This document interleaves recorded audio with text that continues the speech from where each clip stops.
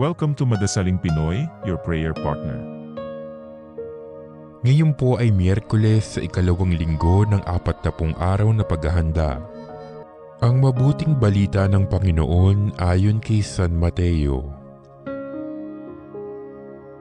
Noong panahong iyon, nang nasa daan na si Jesus patungong Jerusalem, ibinukod niya ang 12. Sinabi niya sa kanila, "Aakyat tayo sa Jerusalem. Doon ipagkakanulo sa mga punong saserdote at sa mga iskriba ang anak ng tao.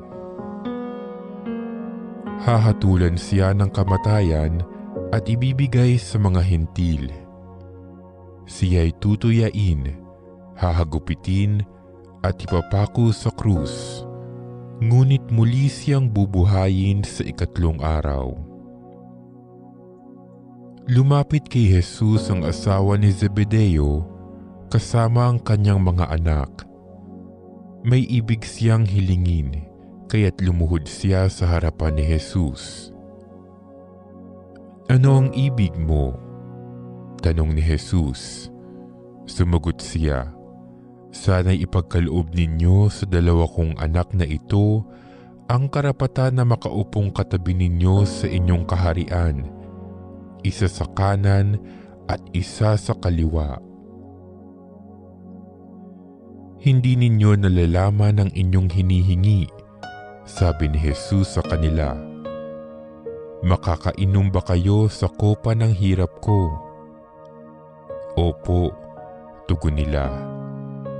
Sinabi ni Jesus, "Ang kopa ng hirap ko ay maiinom nga ninyo. Ngunit wala sa akin ang pagpapasya kung sino ang mauupo sa aking kanan at sa aking kaliwa. Ang mga luklukang sinasabi ninyo'y para sa mga pinaghandaan ng aking ama." Nang marinig ito ng 10 alagad, nagalit sila sa magkapatid, kaya't pinalapit sila ni Jesus at sinabi sa kanila, "Alam ninyo na ang mga pinuno ng mga hentil ay naghahari sa kanila at ang mga dinadakila ang siyang nasusunod. Ngunit hindi ganyan ang dapat na umiral sa inyo. Sa halip, ang sino man sa inyo na ibig maging dakila ay dapat maging lingkod. Ang sino mang ibig maging pinuno ay dapat maging alipin ninyo, tulad ng Anak ng Tao na naparito, hindi upang paglingkuran, kundi upang maglingkod at ialay ang kanyang buhay upang matubos ang marami."